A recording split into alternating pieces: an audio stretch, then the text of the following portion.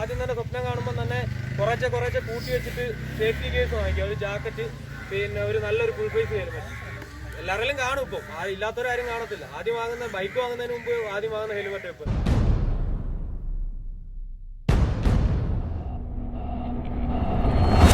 ഓ guys, നമ്മൾ ഇന്നൊരു trip പോവാണ്. വേറെ എവിടെയായിട്ടല്ല, വർക്കല വരെ.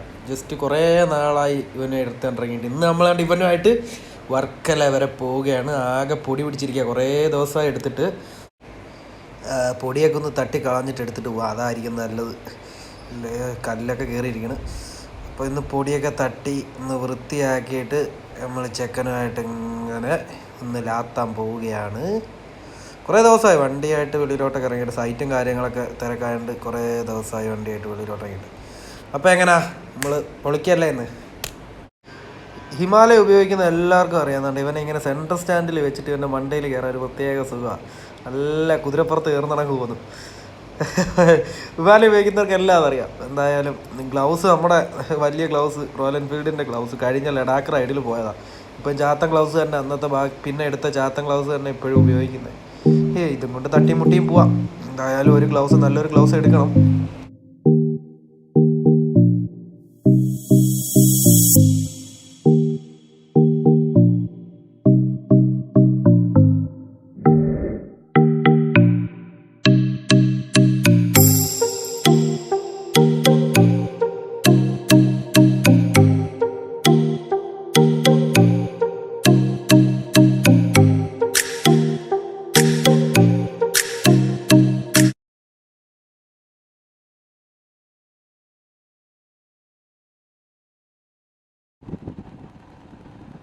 പിന്നെ വർക്കല എന്താ പരിപാടി എന്ന് ചോദിച്ചു കഴിഞ്ഞാൽ വേറൊന്നുമല്ല, നമ്മുടെ ടീം മോട്ടോ ഹാക്കേഴ്സ്, ഇപ്പം ആൾ കേരള റൈഡിങ് ടീമായിട്ടുള്ള മോട്ടോ ഹാക്കേഴ്സിൻ്റെ ഒരു ട്രിവാൻഡ്രം മീറ്റപ്പ് ഉണ്ട്.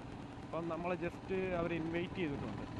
വർക്കല അവർ എത്തുന്ന ടൈമിൽ നമ്മൾ ചെല്ലാമെന്നൊരു വാക്ക് കൊടുത്തിട്ടുണ്ട്.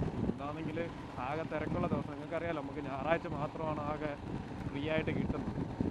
അപ്പോൾ ഇന്ന് ആകെ തിരക്കുള്ള ദിവസം. എന്നാലും നമ്മളവർ ഒരു ടീം ഇൻവൈറ്റ് ചെയ്യുമ്പോൾ നമ്മൾ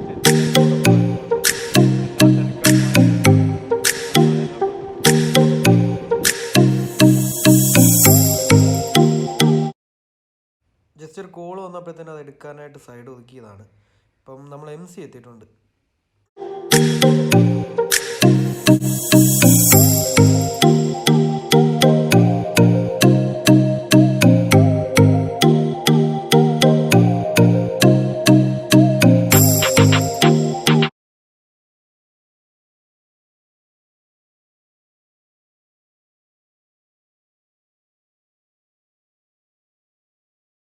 പറഞ്ഞാൽ പിന്നെ ചടയമംഗലത്ത് നിന്ന് നമ്മൾ റൈറ്റ് തിരിഞ്ഞ് നാവായിക്കുളം റൂട്ടിൽ പോയിക്കൊണ്ടിരിക്കുകയാണ്. അവിടെ നിന്ന് നമുക്ക് വർക്കല NH കാണും.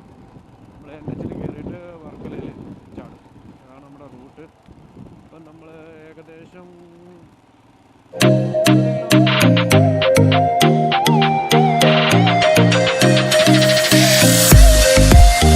കുഴപ്പമില്ലാത്ത ചൂടൊക്കെ ഉണ്ട്. വർക്കല പിന്നെ ബീച്ചിൻ്റെ അവിടെ നിന്ന് ഒരു 2-3 കിലോമീറ്റർ ഇപ്പുറത്ത് നിൽക്കുകയാണ്. ഇപ്പോൾ വെള്ളം കുടിക്കാമെന്നൊക്കെ പറഞ്ഞ് നിർത്തിയാണ്. ഇപ്പം വർക്കല ഉണ്ട്. ഇനിയിപ്പം ബീച്ചിലോട്ട് പോകണം. ജസ്റ്റ് കുറച്ച് നേരം അവിടെ സ്പെൻഡ് ചെയ്യണം, എന്നിട്ട് പോകണം. അപ്പം എന്തായാലും ബീച്ചിൽ ചെന്നിട്ട് അവിടുത്തെ കാഴ്ചകളും കാര്യങ്ങളൊക്കെ നോക്കാം. നമ്മളങ്ങനെ വർക്കല ബീച്ചിലെത്തിയിട്ടുണ്ട്. നമ്മുടെ RSBയിലെ ചങ്ക് വിഷ്ണുവിനെ കയ്യിൽ കിട്ടിയിട്ടുണ്ട്.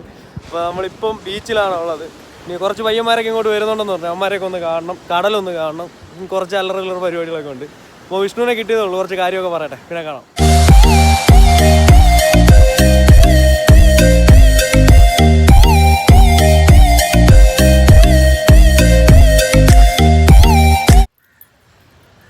അപ്പോൾ നമ്മൾ മെയിൻ ബീച്ചിൽ നിന്ന് നേരെ തിരുവമ്പാടി ഇവിടെ ബ്ലാക്ക് ബീച്ചിൽ എത്തിയിട്ടുണ്ട്. ഇവിടെ ഒരു അക്വേറിയൊക്കെ കാണുന്നുണ്ട്. ഇവിടെ ഒരു പാർക്കും കാര്യങ്ങളൊക്കെ കാണുന്നുണ്ട്.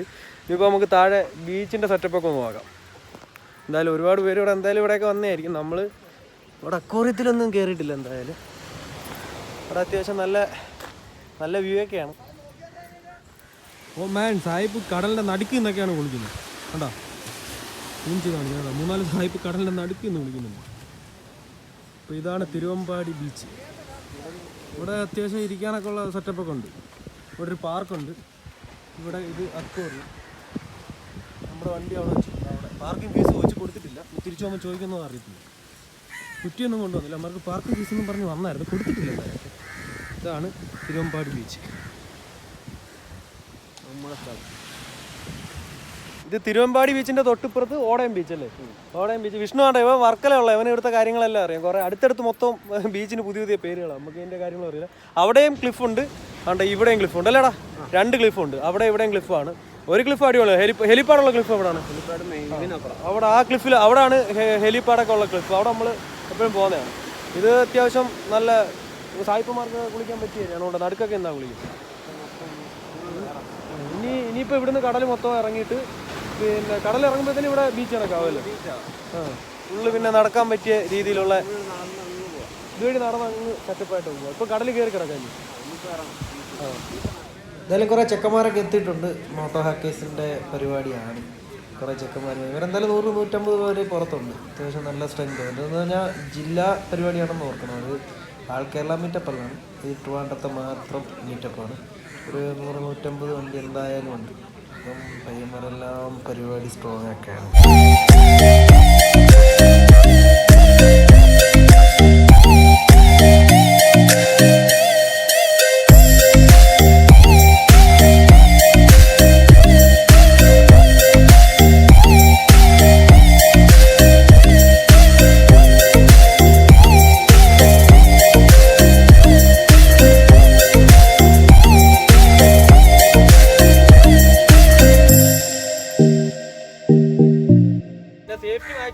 പോകുന്ന ടൈമിൽ സേഫ്റ്റി ഗിയേഴ്സ് ഇല്ലാതൊന്നും പോവാതിരിക്കുക. മാക്സിമം ആദ്യം തന്നെ സ്വപ്നം കാണുമ്പോൾ തന്നെ കുറേശ്ശെ കൂട്ടി വെച്ചിട്ട് സേഫ്റ്റി ഗിയേഴ്സ് വാങ്ങിക്കുക. ഒരു ജാക്കറ്റ്, പിന്നെ ഒരു നല്ലൊരു ഫുൾ ഫേസ് ഹെൽമെറ്റ്. എല്ലാവരിലും കാണും. ഇപ്പം ഇല്ലാത്തവരാരും കാണത്തില്ല. ആദ്യം വാങ്ങുന്ന ബൈക്ക് വാങ്ങുന്നതിന് മുമ്പ് ആദ്യം വാങ്ങുന്ന ഹെൽമെറ്റ് ഒരു ട്രെൻഡായിട്ട് മാറിയിട്ടുണ്ട്. സന്തോഷമുണ്ട്. കാരണം ഒരു വട്ടം വീണ് കഴിഞ്ഞാൽ ഫുൾ ഫേസ് ഹെൽമെറ്റ് ഒന്നും ഇല്ല. ഒരു വട്ടം വീണ് കഴിഞ്ഞാൽ പിന്നെ താടിയെല്ലാം കാണൂല. നമ്മൾ പോകുമ്പോൾ തന്നെ അവിടുത്തെ ടെറൈൻ എന്ന് പറഞ്ഞു കഴിഞ്ഞാൽ ഫുൾ ഓഫ് റോഡും കാര്യങ്ങളൊക്കെയാണ്. ഇവിടുത്തെ കണക്കൊന്നുമല്ല. നമ്മൾ എത്ര വലിയ റൈഡർ എന്ന് പറഞ്ഞാലും വീഴും. അങ്ങനെയാണ് അവിടുത്തെ കണ്ടീഷൻ. അങ്ങനെയാണ്. ഒരു വട്ടം വീണ് കഴിഞ്ഞ് കഴിഞ്ഞാൽ പിന്നെ നല്ല രീതിക്കൊക്കെ നമ്മൾ വീട്ടിൽ നിന്ന് പോകുമ്പോൾ തന്നെ വീട്ടുകാരും പിന്നെ കൂട്ടുകാരൊക്കെ സപ്പോർട്ട് ചെയ്ത് വിടുന്നതെന്ന് പറഞ്ഞാൽ ആ ഒരു ലെവലിൽ തിരിച്ചെത്തും എന്നുള്ളൊരു വിശ്വാസം ഉള്ളതുകൊണ്ടാണ്. അപ്പോൾ മാക്സിമം അതിനെക്കുറിച്ച് പഠിച്ചിട്ട് പോകാൻ നോക്കുക.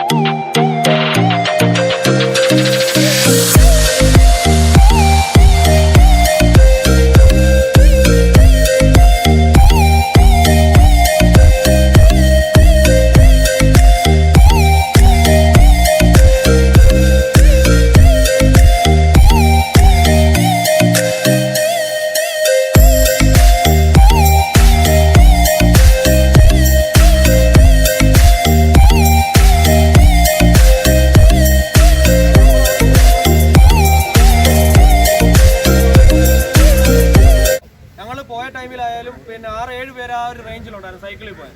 പിന്നെ പൈസ എത്രത്തോളം ഉണ്ടോ അത്രത്തോളം നമുക്ക് ആവശ്യമാണ്. അതുകൊണ്ട് സ്വപ്നം കാണുമ്പോൾ ആദ്യം നമ്മൾ എത്ര ദിവസം എത്ര ബഡ്ജറ്റ് ഉണ്ടെന്ന് സെറ്റ് ചെയ്യുക, അതിനുശേഷം യാത്ര ചെയ്യിക്കുക.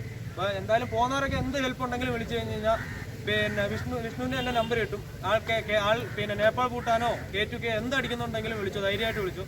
ബിലാൽ ഭായി വിളിച്ചു കഴിഞ്ഞാൽ ഫുള്ള് ഹെൽപ്പും കിട്ടും. പക്ഷേ അത്യാവശ്യം ഇവിടെയുള്ള കാര്യങ്ങളോ എന്തെങ്കിലും ഉണ്ടെങ്കിൽ വിളിച്ചു കഴിഞ്ഞാൽ മാക്സിമം നമ്മൾ ഹെൽപ്പ് ചെയ്യും. എന്തെങ്കിലും നിങ്ങൾ ചോദിക്കേണ്ട എന്തെങ്കിലും സംശയം പോകുന്നതിനെ പറ്റി വരുന്നതിനെ പറ്റി ഉണ്ടെങ്കിൽ ആദ്യം